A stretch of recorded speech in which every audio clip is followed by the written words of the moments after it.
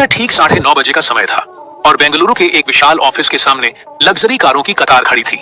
कारों के दरवाजे खुलते ही लोग उतरते थे, जिनके कपड़ों में सूट, टाई और चमकते जूते थे।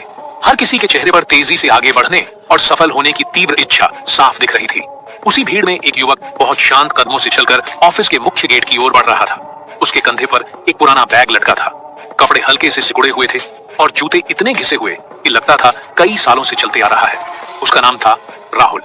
कोई भी उसकी ओर ध्यान नहीं देता था, क्योंकि सबकी नजर में वह एक साधारण कर्मचारी था। लेकिन असल में राहुल साधारण नहीं था।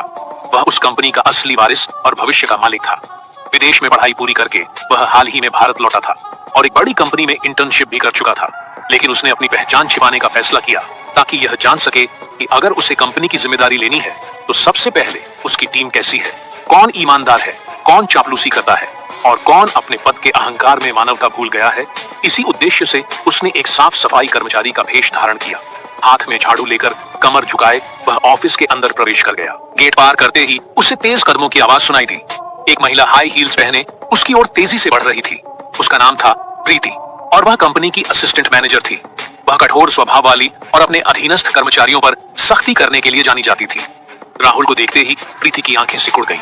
उसने ऊपर से नीचे तक उसे नजरों से परखा और कठोर स्वर में बोली, यहाँ क्यों खड़े हो? अभी सब साफ करो, ये तुम्हारा खड़ा रहने की जगह नहीं है। राहुल ने सिर झुका लिया और एक पल के लिए उसके सीने में हल्का दर्द महसूस हुआ, लेकिन उसने चेहरे पर शांति बनाए रखी। वह चुपचाप झाड़ू उठाकर एक कोने में हट गया। यह अपमान सहना उसके लिए आसान नहीं था, लेकिन वह जानता था कि उसका असली मकसद कुछ और है। यह कोई खेल नहीं, बल्कि एक बड़ा इम्तिहान था जिसमें सफल होना उसके लिए जरूरी था। जाने से पहले प्रीति ने व्यंग्य से कहा, हाँ, यहाँ पुराने साफ सफाई कर्मचारी की तरह आलसी मत दिखना, नहीं तो ज्यादा दिन टिक नहीं पाओगे। उसकी बात सुनकर आसपास के कुछ कर्मचारी मुस्कुरा उठे। कुछ चुपके से हंसे और कुछ अपनी फाइल से मुंह छिपाकर चले गए। किसी ने भी यह नहीं सोचा कि जिसे वे साधारण साफ सफाई कर्मचारी समझ रहे हैं, कल वही उनके भाग्य का फैसला करेगा। राहुल ने झाड़ू से फर्श पर एक निशान बनाया और मन ही मन प्रतिज्ञा की कि वह सब कुछ देखेगा, सब कुछ सहन करेगा और सही समय पर सच्चाई सबके सामने लाएगा। खाने के समय का माहौल रोज की तरह हलचल से भरा था।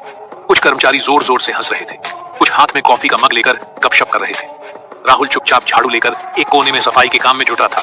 उसकी आंखें फर्श पर थीं, लेकिन कान हर बात सुन रहे थे।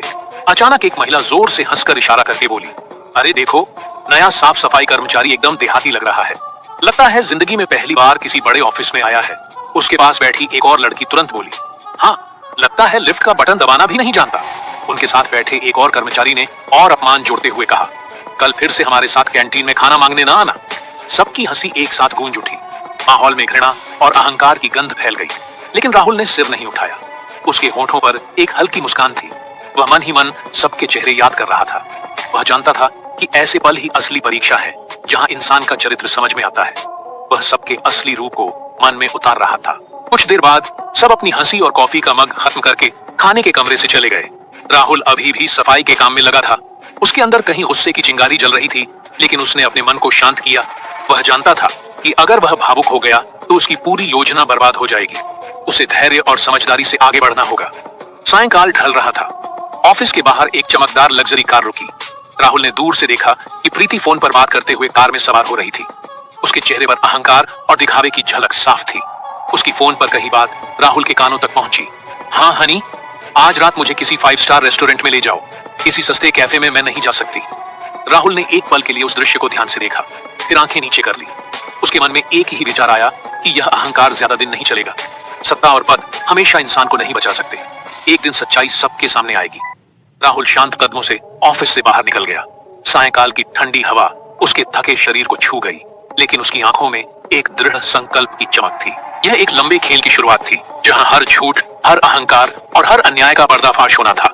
फर्श अभी भी गीला था। अचानक प्रीति की कठोर आवाज गूंजी, यह सफाई तुमने की है क्या? फर्श अभी भी गीला है। अगर कोई फिसल कर गिर गया तो क्या तुम्हारी बुद्धि में कुछ नहीं? राहुल ने सिर झुका लिया और चुपचाप फिर से फर्श साफ करने लगा।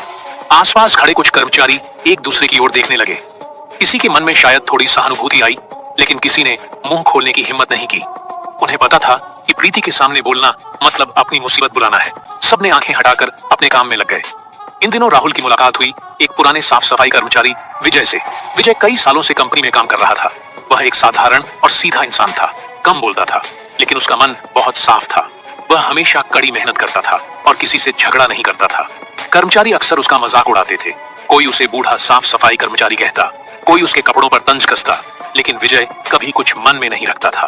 राहुल ने विजय में एक अलग तरह की चमक देखी। वह उसके साथ काम करते हुए पूछा, भाई आप इतने सालों से यहाँ हैं, लोग जब इस तरह अपमान करते हैं तो आपको बुरा नहीं लगता? विजय हंसकर बोला, सम्मान ऊपर से मिलता है, जो आज हंस रहे हैं कल भूल जाएंगे, लेकिन अगर हम अपना काम ईमानदारी से करें तो मन शांत रहता है। ये शब्द राहुल के मन को छू गए। उसने महसूस किया कि यह इंसान शारीरिक रूप से कमजोर दिखता हो, लेकिन असल में सबसे मजबूत है। खाने के समय विजय अक्सर अपनी रोटी बांट देता था।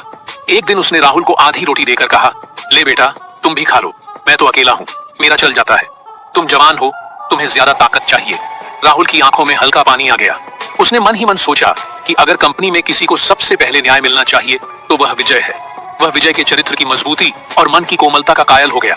उसी पल राहुल ने अपने आप से वादा किया कि वह एक दिन न सिर्फ विजय बल्कि हर उस इंसान के हक को लौटाएगा जिसे यहाँ सालों से दबाया गया है। लेकिन वह जानता था कि अभी वक्त नहीं आया, उसे और बहुत कुछ सहना होगा और सही मौके की प्रतीक्षा करनी होगी। दिन बीतते गए और राहुल ऑफिस के हर कोने में होने वाली घटनाओं को बारीकी से देखने लगा। एक दिन दोपहर को खबर आई कि कंपनी के कोऑपरेटिव सोसाइटी के कमरे से कुछ पैसे चोरी हो गए हैं। खबर फैलते ही ऑफिस में हड़कंप मच गया। सभी अपनी डेस्क छोड़कर उठ गए और चर्चा करने लगे। कोई कहता था शायद कागजों में गलती हो गई, कोई कहता था यह जरूर किसी अंदरूनी कर्मचारी का काम है। अभी शोर शराबा चल रहा था कि तभी प्रीति तेज कदमों से हॉल में दाखिल हुई। उसके हाथ में कुछ कागज थे और चेहरे पर गुस्से की लाली थी। उसने सबके सामने जोर से कहा, मुझे पता है पैसे किसने चुराए, ये काम किसी और का नहीं बल्कि विजय का है। विजय जो उस वक्त पानी का गैलन लेकर कमरे में आया था, हैरानी से प्रीति की ओर देखा। उसकी आवाज कांप उठी, मैडम मैंने कुछ नहीं किया, मैं तो सिर्फ पानी रखने आया था, पैसे के बॉक्स को हाथ भी नहीं लगाया। लेकिन प्रीति ने उसकी बात नहीं सुनी और सबके सामने उसे कठोर भाषा में फटकार लगाई। बोली, बंद करो, तुम जैसे लोग ही कंपनी की बदनामी का कारण बनते हो, तुम्हें तो यहाँ से निकाल देना चाहिए। आसपास खड़े कर्मचारी चुप थे। किसी ने हिम्मत नहीं की कि विजय के पक्ष में एक शब्द बोले। सब जानते थे कि प्रीति का बड़े अधिकारियों से अच्छा रिश्ता है और उसके साथ उलझना मतलब अपनी नौकरी को खतरे में डालना है। मानव संसाधन विभाग HR को तुरंत सूचित किया गया और उन्होंने विजय को सख्त चेतावनी दी। विजय का चेहरा फीका पड़ गया। वह चुपचाप सिर झुकाए कमरे से बाहर चला गया। राहुल ने दूर से यह दृश्य देखा। उसका मन टूट गया। वह जानता था कि विजय निर्दोष है, लेकिन सबने सिर्फ आंखें फेर ली। रात को जब ऑफिस खाली हो गया, राहुल चुपचाप सिक्योरिटी रूम में गया। वहां कंप्यूटर पर जाकर उसने कमरे के कैमरे की रिकॉर्डिंग खोली। स्क्रीन पर साफ दिखा कि विजय कमरे में आया, गैलन रखा और तुरंत चला गया। उसने पैसे के बॉक्स को छुआ तक नहीं। यह देखकर राहुल ने राहत की सांस ली, लेकिन साथ ही उसके मन में गुस्से की आग भड़क उठी। उसने तुरंत वीडियो को कॉपी करके अपने पास रख लिया और खुद से कहा, वक्त बदल रहा है, यह अन्याय ज्यादा दिन नहीं चलेगा। यह रात राहुल के लिए बहुत महत्वपूर्ण थी। उसने तय किया कि वह अब सिर्फ दर्शक नहीं बनेगा बल्कि बहुत जल्द इस व्यवस्था को तोड़ देगा।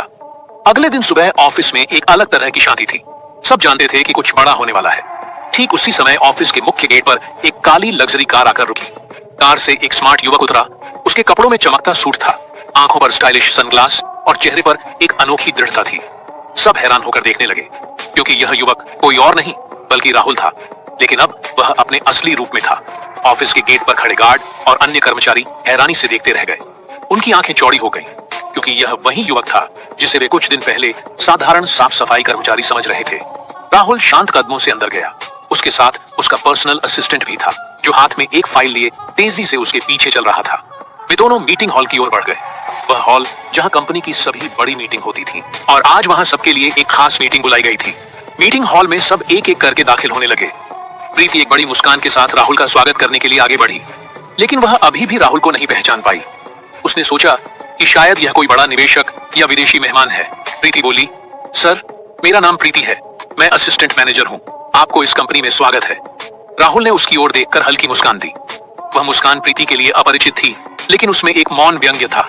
राहुल ने शांत स्वर में कहा, धन्यवाद प्रीति, लेकिन तुम्हें अपनी पहचान बताने की जरूरत नहीं, मैं सब जानता हूँ। प्रीति हैरान होकर देखती रह गई। उसी पल राहुल ने अपने असिस्टेंट को इशारा करके कहा, अब मीटिंग शुरू करें। सभागार की शुरुआत में राहुल ने एक बड़ा स्क्रीन ऑन किया। स्क्रीन पर वह CCTV फुटेज चलने लगा, जिसमें विजय पर झूठा चोरी का आरोप लगाया गया था। सब हैरान होकर देखते रहे कि प्रीति ने कैसे एक निहत्थे इंसान को सबके सामने अपमानित किया। फुटेज में साफ दिखा कि विजय सिर्फ पानी का गैलन रखकर चला गया था और उसने पैसे के बॉक्स को छुआ तक नहीं। वीडियो खत्म होने पर हॉल में सन्नाटा छा गया। राहुल ने गंभीर स्वर में सबको संबोधित किया। पिछले कुछ दिनों से मैं यहाँ था, सिर्फ एक साधारण इंसान के रूप में नहीं, बल्कि इस संस्थान के भविष्य के रूप में मैं देखना चाहता था कि मेरी इस फैमिली में कौन ईमानदार है और कौन सिर्फ सत्ता के पीछे भाग रहा है। मैंने देखा कि यहाँ कुछ लोग अपने अहंकार और झूठे घमंड की वजह से दूसरों को कितना नीचा दिखा सकते हैं। देखा कि कैसे एक ईमानदार और मेहनती इंसान पर आरोप लगाया गया। प्रीति का चेहरा सफेद पड़ गया, वह डर से कांप रही थी। वह राहुल की ओर देखकर कुछ नहीं बोल पाए। राहुल ने फिर विजय को बुलाया। विजय अभी भी डरते डरते सभागार में आया। उसके पुराने कपड़े और चेहरे पर वही पुराना डर था।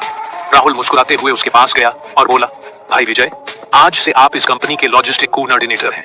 यह आपकी ईमानदारी और मेहनत का इनाम है। आप एक सच्चे इंसान हैं। मैं आपको सम्मान देता हूँ। विजय की आंखों में आंसू आ गए। उसके चेहरे पर खुशी और कृतज्ञता का भाव था। उसने राहुल को धन्यवाद दिया और चुपचाप रोने लगा।